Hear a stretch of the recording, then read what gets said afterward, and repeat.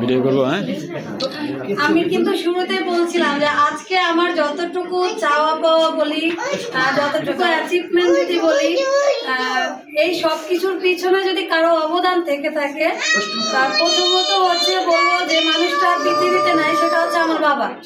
সে সবসময় চাইতো যে আমি এমন কিছু করি যে কাজটা হবে মানবিক, একটা ভালো কাজ, এবং সেই ভালো কাজের জন্য হচ্ছে সারা পৃথিবীর মানুষ আমাকে চিনুক। আনফর্চুনেটলি আমার বাবা মারা গেছেন, এবং ডিএক্সএনে আসার 1 বছর আগে।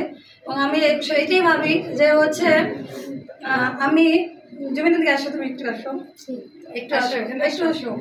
তো আমার বাবা চলে গেছেন, তবে আরেকজন বাবা রেখে গেছেন, এবং একে দেখে আসলে থাকার চেষ্টা করি। কারণ যে মানুষটা ছোট থেকে আজকে এই পর্যন্ত আমাকে বড় করেছেন, সব কিছুতে উৎসাহ দিচ্ছেন, সে আজকে নাই। এবং তার যে ইনস্পায়ারের জায়গাটা আজকে আমার হাজব্যান্ড আমাকে দিচ্ছেন, এবং আমি মন থেকে তাকে দোয়া করি। আজকে সবার সামনে বলতে চাই যে অনেক ধন্যবাদ তোমাকে, এটা আমার চেয়ে বেশি প্রাপ্য তুমি, ঠিক আছে?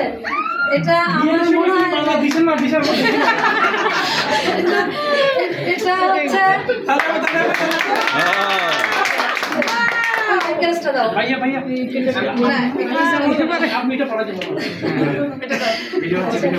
আমি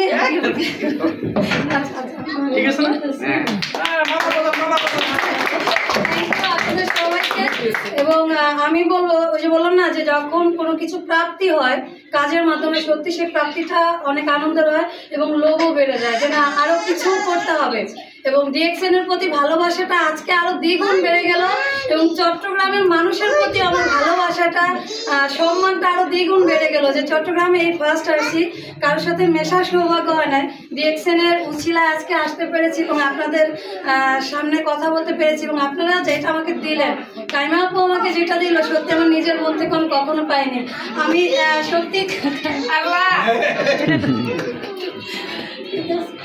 আমি সবসময় চাই আমাকে দোয়া করবেন, আমি যাতে হচ্ছে অনেক কিছু করতে পারি, কারণ এটা আমার বাবার স্বপ্ন। আর ঠিক আছে, আর লাগবে না, ও ইয়ে হয়ে গেছে, মোমেন্টটা চলে গেছে। যাক, আপনারা সবাই আসেন, সবাই।